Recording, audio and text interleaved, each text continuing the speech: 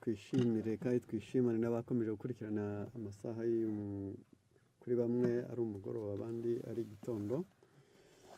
Twishimiye kubana namwe, izina ry'Imana rihabwa icyubahiro. Tugiye kwiga ijambo ry'Imana ariko ritubwira ngo igororamamico rifite ishingiro. Kadusenge.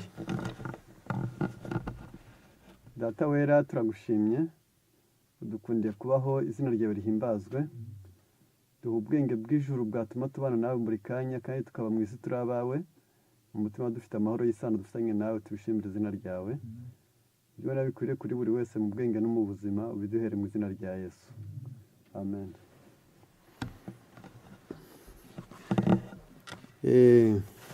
Insanganyamatsiko ya rusange twamaze kuyivuga. Dukeneye twese kuba bazima, dukeneye twese kuba heza, dukeneye twese kugira amahoro, dukeneye twese kuba beza imbere y'Imana n'imbere y'abantu, dore ko ari naryo shingiro ry'ibyanditswe byera. Akaba rero dusoma aya magambo gato cyane abivugaho, kuko nibyo tugiye kwiga. Kubakurikiranira hafi, muri Luka igice cya mbere umurongo wa 80 haranditse ngo uwo mwana arakura agwiza imbaraga z'umutima, aguma mu butayu kugeza umunsi yerekeyemo Abisirayeli. Uwo mwana arakura. Uyu ni Yohana Umubatiza mwene Zekariya na Elizabeti, wabwirije mu butayu, utari ufite umuteto kandi yarakomokaga aho yagombaga guteta bitewe no kumenya inshingano ye. Byatumye asabwa gutandukana n'abandi bana b'ibinege bavutse aho bakize kandi bakuze, nta muteto yari afite. Ubwo rero bigaragara neza ko yarezwe afite icyerekezo cy'icyo yahanuriwe. Niyo mpamvu abantu bagomba kubimenya. Naho Luka igice cyaho cya kabiri umurongo wa 52, Yesu akomeza kugwiza ubwenge, abyiruka ashimwa n'Imana n'abantu. Urukumva ko abantu babaga bafite intego, ubwenge ntabwo bwasigaraga. Yohana agwije imbaraga, Yesu agwije ubwenge, abyiruka ashimwa n'Imana n'abantu. Uyu nawe arakuze kugeza ubwo azerekwa Abisirayeli. Mu Migani 3 umurongo waho wa 7 n'uwa 8 watubwira amagambo nayo afitanye isano nayo. Haranditse ngo ntiwishime ubwenge bwawe, uyobaha Uwiteka kandi uve mu byaha, bizatera umubiri wawe kuba mutaraga, ukagira n'imisokoro mu magufa yawe. Nukurikirana igitabo cyitwa Abakurambere n'Abahanuzi mu kigo cyitwa Samweli, uzahasanga havuga ngo yari umunyamico myiza, ngo nta yindi ntego yari afite keretse kuba icyo Imana yagambiriye ko azaba cyo. Uwo ni Samweli. Rero intego nyamukuru y'ibyo dusabwa kuba byo irakenewe cyane. Wabisanga n'ubundi muri Mika 6 umurongo wa 8 haratubwira ngo yewe mwana w'umuntu we, yakweretse icyiza icyo ari cyo, icyo Uwiteka gushakaho ni iki? Ni ugukora ibyo gukiranuka no kugendana n'Imana yawe. Ni ugukora ibyo gukiranuka, ni ugukunda kubabarira, ni ukugendana n'Imana yawe wicishije bugufi. Mu Byakozwe 24 umurongo wa 16 haranditse hagira hati, dore icyo mpirimbanira ni ukugira umutima utandega ikibingirira Imana cyangwa abantu iminsi yose. Ibyo bihuye n'igitabo cyitwa Uburezi mu Gifaransa page 210 haranditse ngo dukeneye kwiga, dukeneye gukora no kugorora imico. Ibyo bintu uko ari bitatu ngo bituma igihe cyacu kiba kigufi. Kuvuga ngo igihe kiba kirekire ni icy'umurwayi uri mu ngorane ndetse n'umunebwe, naho abafite imirimo bahugiyemo igihe kiba kigufi. Niyo mpamvu tugomba kwiga kugira ngo tugire ibyo tumenya kandi dusobanukirwe. Rero mu byo twagambiriye kugira ngo nibura twigane ni igororamamico ryo mu muryango ndetse n'iryo mu buzima. Muri igitabo mfashe cyitwa Nutrition bakoreshejemo ijambo nakunda ko twiga tukaritindaho. Turigana gusa mu bice biranga uburezi nyabwo bufite icyerekezo, kugira ngo umuntu abyiruke kuko ashimwa n'Imana n'abantu. Agomba kuba yararezwe ariko muri icyo bise ngo ni l'éducation de l'enfant, des enfants barangiza bakomeshejemo ibintu byinshi cyane basanga ko umwana kugira ngo abe afite uburezi mbere y'uko umurera ugomba kubanza waba icyo ushaka wuba icyo ushaka ko azaba cyo ubwo nibwo burezi bwa mbere kuko umwana agira icyo bita caractère imitateur ubwo hamwe rero yigana uvuga bareba ugenda bareba uhaguruka bareba ukora bareba uganira bareba useka bareba arakara bareba niyo mpamvu uburezi bwa mbere ari uko ushaka ko icyo ushaka ko azaba cyo ni wowe ukiba cyo byaba ari ikibazo abantu baramutse baragambiriye kugira ngo ababo bazabe icyo batari cyo byaba ari ukubahata byaba ari ikintu kibi mu gitabo cy'imigani oya ni zaburi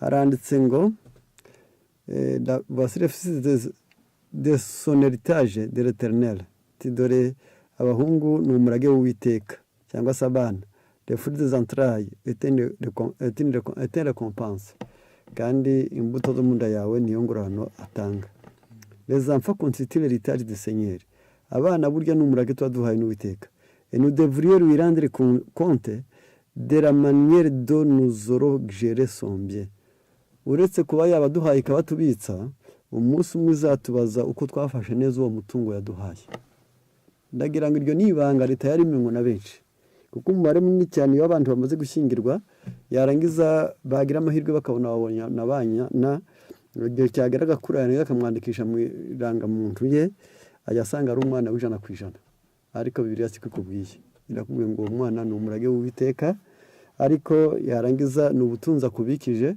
umunsi umwe azakubaza uko wafashe ubutunzi bwe neza. Avec amour, foi et prière, les parents doivent travailler en faveur de leurs enfants jusqu'à ce qu'ils puissent se présenter avec joie devant Dieu en disant: mais voici moi et les enfants que l'Éternel m'a donné. Binyuze mu rukundo no kwizera no gusenga, abo n'ababyeyi bagomba kuba binjiye mu shami ry'urukundo kandi bafite no kwizera, bafite no gusenga. Ababyeyi bakwiriye gukora bafite umwete cyane, bazi neza ko umunsi umwe bazahagara imbere y'Imana bishimye bavuga ngo dore ndi kumwe nabo wampaye Uwiteka. Ibyo ubisanga muri Yesaya n'ubundi 8 aratubwira ku murongo wa 18 niho atubwira ko abantu bagomba kuzahagara imbere y'Imana, ariko bagahagarara babwira Imana ngo dore ndi kumwe nabo wampaye Uwiteka. Inimezo sans enfants est un désert. Kuko urebye nta bana bahari byaba ari nk'ubutayu. Lequel de ces occupants court le danger de devenir égoïste. Hari igihe abana badahari byakubyarira kwikunda no kwikubira. Twihuse rero la taille de la famille. Dore rero ko umuryango ugomba kubungana. Iri jambo ryo nyine ubwaryo gusa n'ijambo rikomeye, haranditse ngo le foyer chrétien, page 155, les parents devraient veiller à ne pas accroître leur famille à un rythme incompatible avec les possibilités qu'ils ont d'en prendre soin et de lui donner l'instruction adéquate. Ababyeyi bakwiriye kuba maso ngo barebe yuko bongera umuryango ariko bashoboye kandi bazashobora kurangiriza amakene akwiriye. Icyo ntabwo ngitindaho cyane. Iyo yari ingingo yo kumenya neza ngo ni uburyo kitwarira umwana, tugomba kuba dufite intego, dufite urukundo, kwizera n'amasengesho, kandi tuzi ko umunsi umwe tuzamurikira Imana uwo yaduhaye. Ku ngingo ya kabiri nicyo bavuze ngo noneho l'influence prénatale, uko umuntu yifata mbere y'uko umwana abaho. Les parents ne devraient pas oublier que les enfants rencontreront des tentations et il faudrait qu'ils les préparent à les surmonter dès avant leur naissance. Nta mubyeyi ukwiriye kwibagirwa ko umwana wazahura n'ibishuko akaba agomba kumutegura mbere y'uko amubyara. Umuntu wese akwiriye kumenya ngo aba bana nturiye, umuryango mvukamo, uko nteye, uko nshoboye, ibyo nzi bishobora kuzatuma umwana wanjye ahura n'ibigaragazo, akaba ari ngombwa ngo menye kumutegura atarabaho. Ubwo mbese nk'uko umuntu ategura urugamba, agategura intwaro ataragira ingabo, agategura, mbese hariho inzira nyinshi cyane abantu bategura. N'Imana yijya kugukoresha ibanza kuguha amaboko n'amaguru, mbese ibanza kugutegura kugira ngo igihe izakwiyambaza muzashobokane. Niyo mpamvu hakurikijwe ijambo ruvuga ngo avant la naissance, si le mère s'écoute, si elle est égoïste, impatiente, exigeante, umubyeyi mbere y'uko abyara uwo ni uw'umugore yitega amatwi gusa byonyine ubwabyo gusa akaba ari umuntu wikubira utihangana w'umunyagahato, c'est trait de caractère se renouvelera chez ses petits êtres.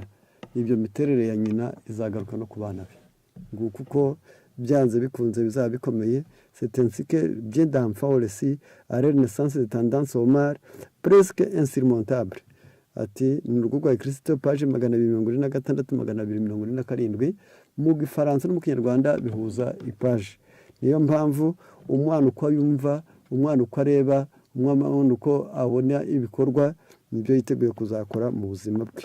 Ku ngingo ya gatatu iya mbere kwa urungano y'umuryango kuwutegura nk'uzawuhaza, kabiri ni icyitegererezo cyo kumutegura atarabaho, icya gatatu ati en fait une période très importante, ubutoto cyangwa se ubuyoya cyangwa se ubuhinja byonyine ubwabyo gusa nacyo ni igihe giteye ubwoba, ni igihe cy'ingenzi kigomba kwitabwaho. Aho byonyine ubwabyo gusa ni igitabo cya mbere cyo intekerezo imico n'ubumuntu 153 haranditse hagira hati mama veille à discipliner comme il faut vos enfants pendant les 3 premières années de leur vie. Babyeyi mujye mureba mugenzure murebe ukuntu mwatoza abana banyu bakamenyera icyerekezo, bakamenyera amategeko, bakamenyera imigambi, bakamenyera Imana, bakamenyera ibyayo, bakamenyera uko basenga, ariko mu myaka 3 ibanza yo kubaho. Ubwibyo tugire ngo ni muto namenye gupfukama, namenye kuririmba, namenye amasomo, namenye inama, bitangira kiri muto byonyine ubwabyo gusa tawubagara ibyeze, kuko no musigana isanzwe baravuga ngo igiti kigorogwa kikiri gito. Yafati ne permette pas qu'il veuille satisfaire leurs désirs et leurs envies. Tukemerera abana bawe ko uhaza kwifuza kwabo n'ibyo bararikira. Uye n'ibyo gusabye none akigusaba arira ni itegeko, ni ibintu bibiri bikomeye cyane mu burezi. Bavuga ngo nagusaba ikintu arira ngo uzamubwire ngo nzakiguha nta marira mbona, gusa nshaka kuba igisubizo cy'amarira yawe. Yarangiza ukamwereka ko uzakimuha, ariko amarira gitemba ntacyo, kuko bawiteje ingorane n'umusozi utazashobora kuzamuka mu buzima. Noneho kubw'ibyo icyo ni kimwe, niyo mpamvu bavuze ngo ugerageza kumutoza maze urebe utazagendera ku kwifuza kwe, yarangiza bikazakugora. La mère doit être le cerveau de son enfant. Umubyeyi wese akwiriye kumenya ko ari we bwonko bw'umwana we. Yarangiza akiri muto mutekerereze, akiri muto mupangire, akiri muto mufatira imyanzuro, akiri muto muha ingamba.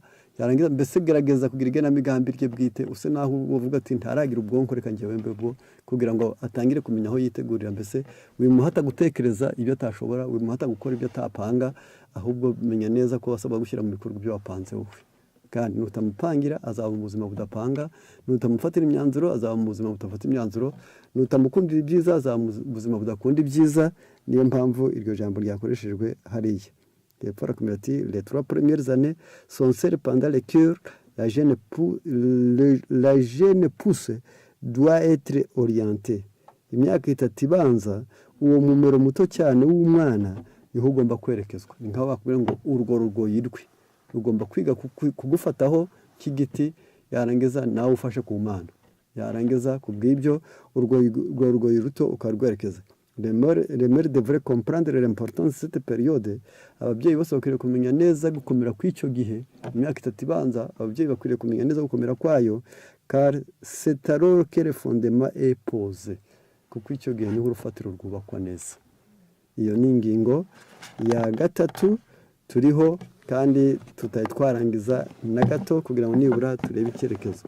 Mu gitabo cyitwa n'ubundi intekerezo n'imico n'ubumuntu cya mbere 154 hati au cours de 6 ou 7 premières années de la vie d'un enfant, il faut s'occuper de sa formation physique plus que de son intelligence.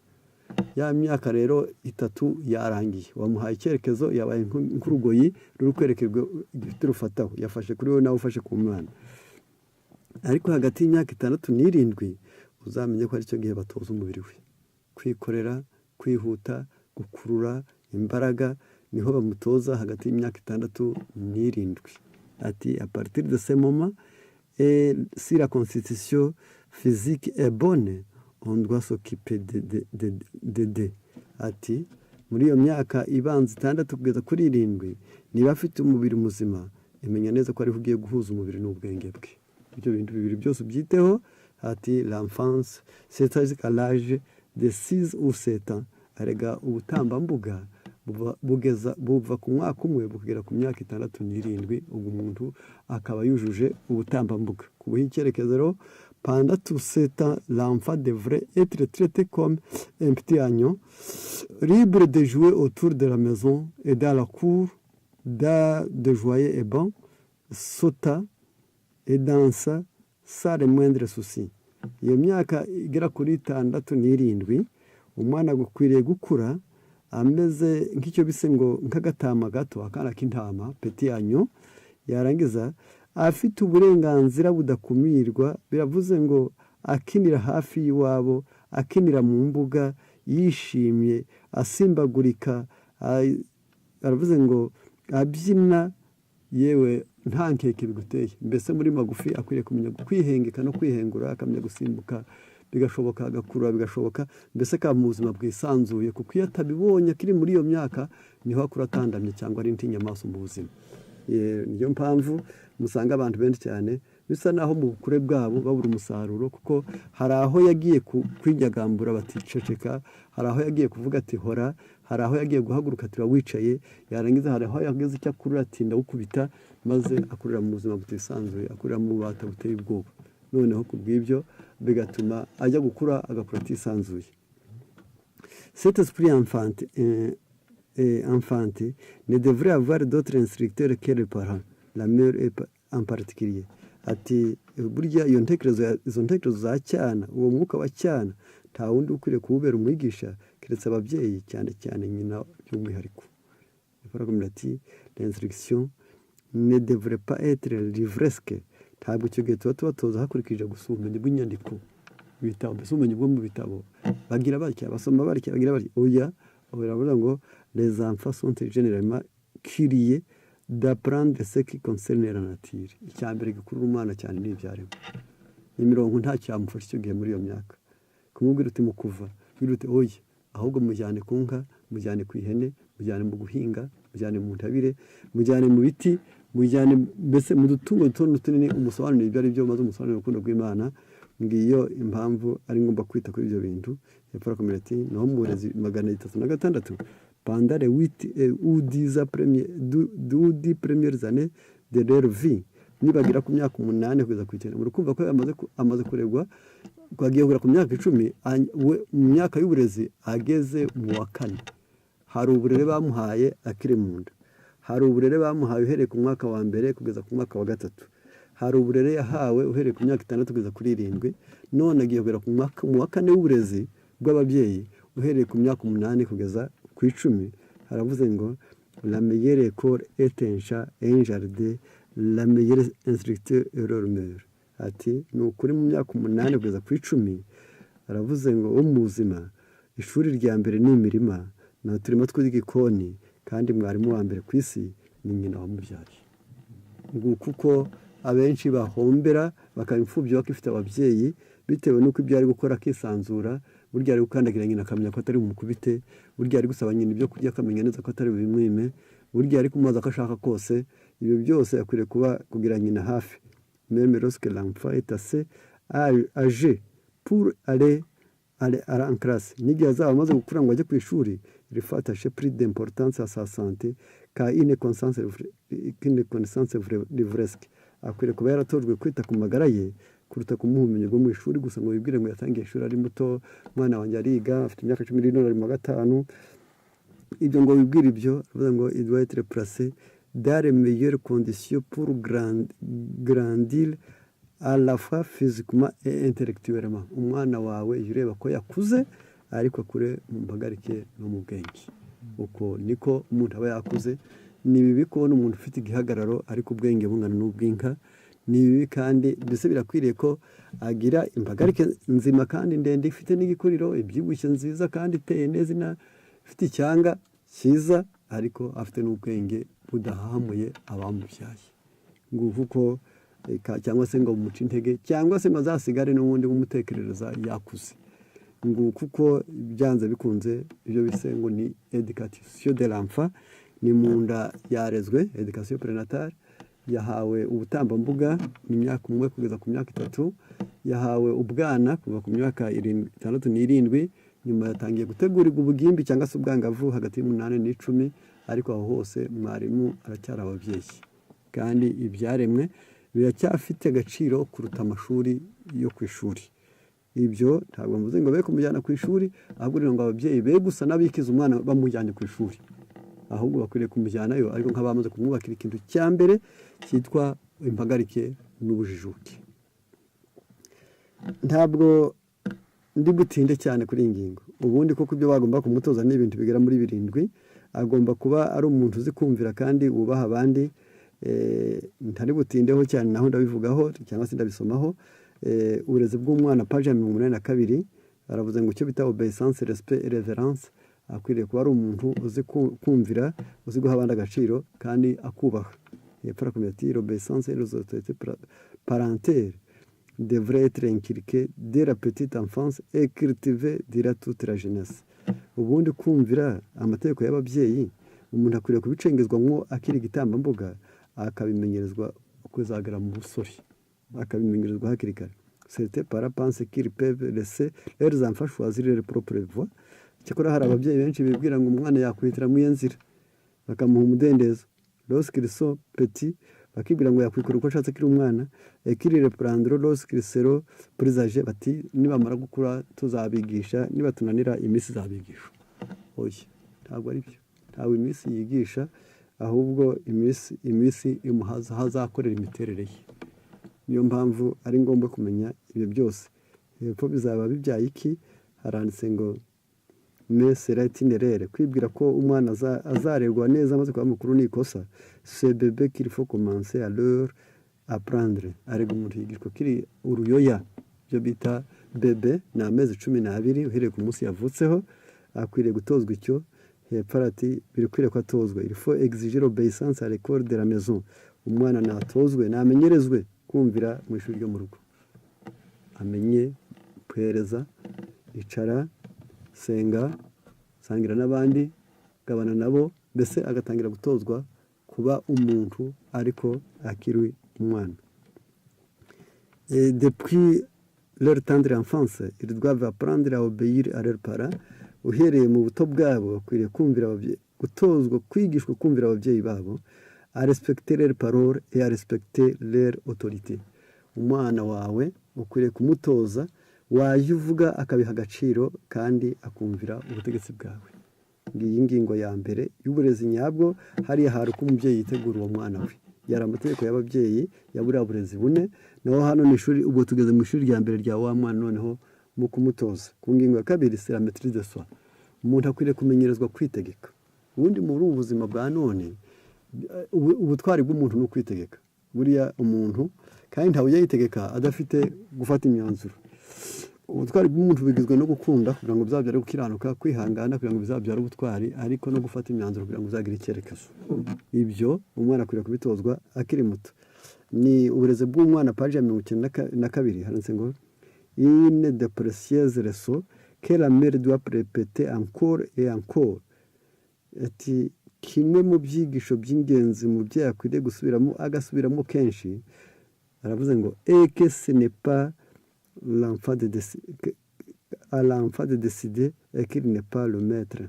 Umwana akwiriye kubwirwa ngo si wowe ufite uburenganzira buhitamo kandi si wowe mwarimu mu muryango. Umwana kubwirwa ngo si wowe uhitamo. Niba nashaka wanabona ko ashaka guhitamo ukamubwira uti ibyo hisemo rero byari byo, ariko waba umenyereye nabi ubwo wihitiramo. Ahubwo ndaguhitereke niki nashaka aza kubwira ati bayimenye ngwi ndashaka kuramutsa shangaze. Ibyo igitekerezo afite ni cyiza. Ushaka kugenda ryari, ndashaka kugenda buno nabipanze nabitekereje ati wari byo. Yego senge ni byiza kumusura kujya kumuramutsa igitekerezo cyo nk'umwana mwiza cyo yagezeho kibigiso no gufata imyanzuro utarambaza. Utuje ndabimenye menye ibyifuzo byawe zaguha umunsi uzagenda. Ubwo icyo gihe cyo igitekerezo cye cyiza ariko ukaba wishe kwitegeka kwe. Ubwo nibwo buryo abantu baba bagomba kumenya, kuko bijya bigera igihe abantu bazamara gukura yarangiza akaba yiteguye gufata imyanzuro kuzayimukuraho bikazakora.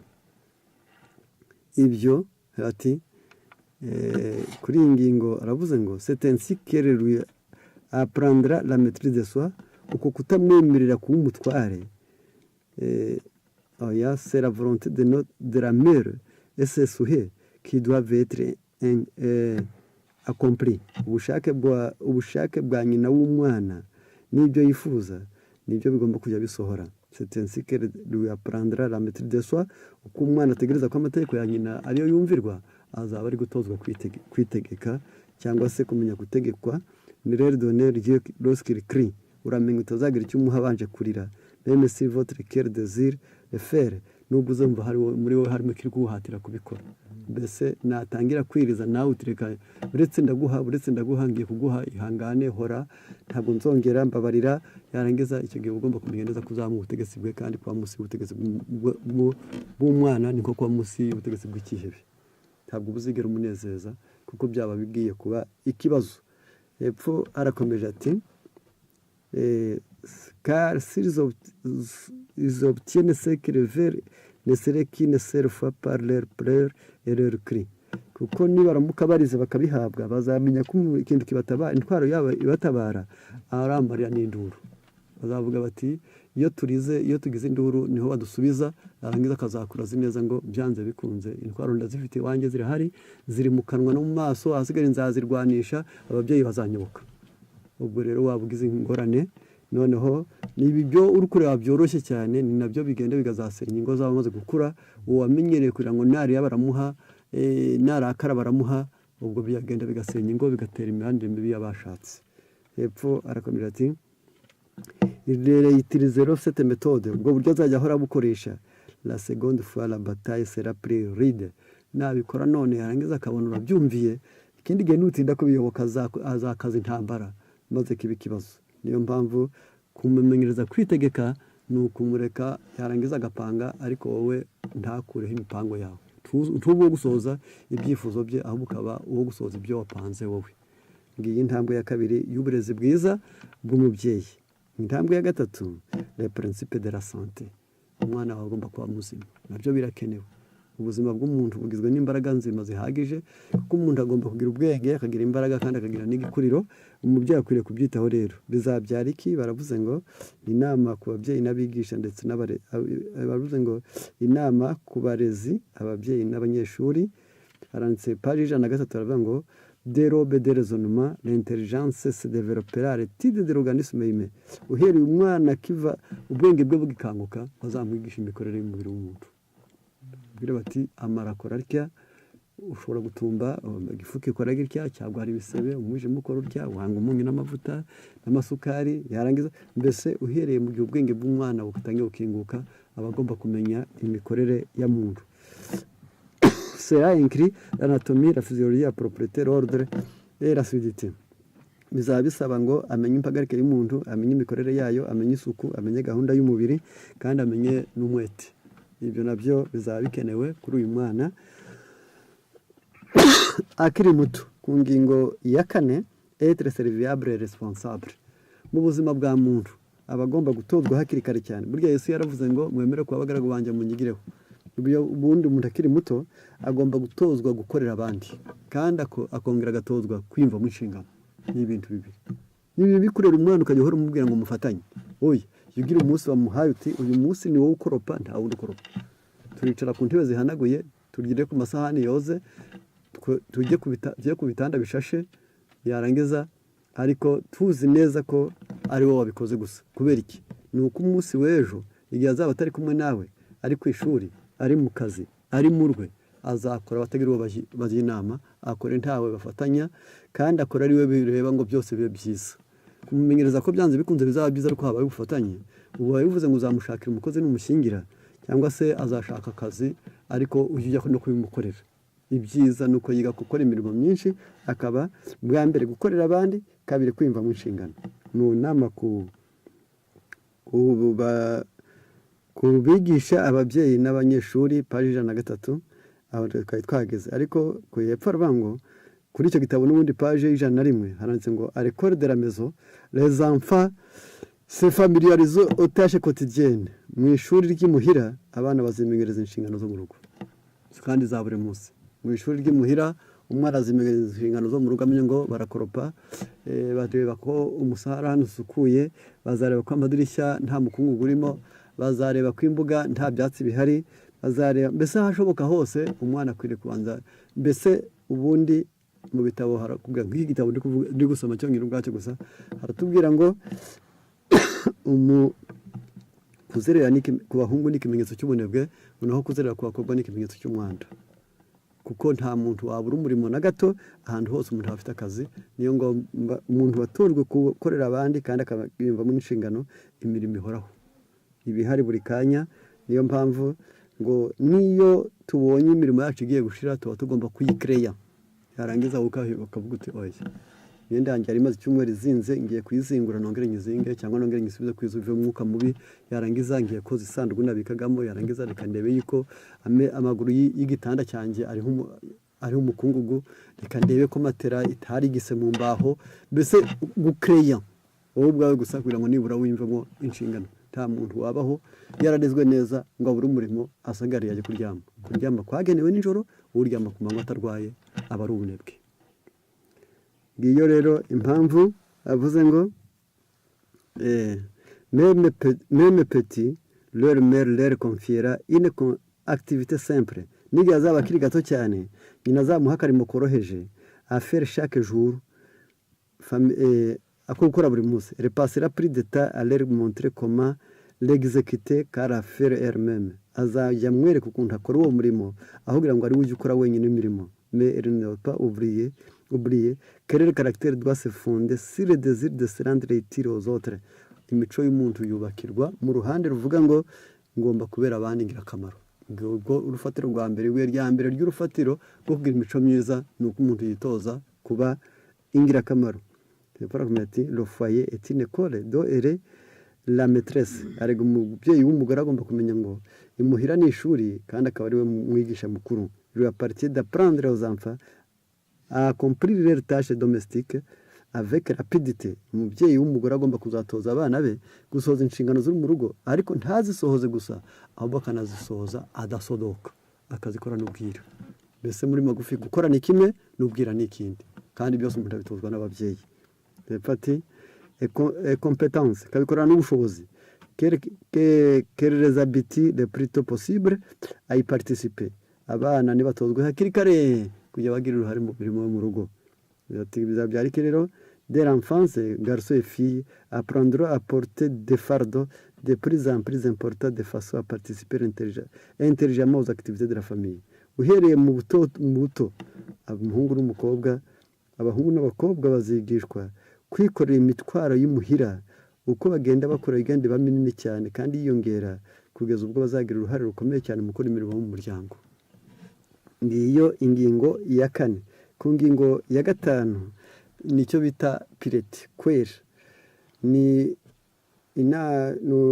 umuyobozi w'uburezi cyangwa se umuyobozi w'umwana, page 114.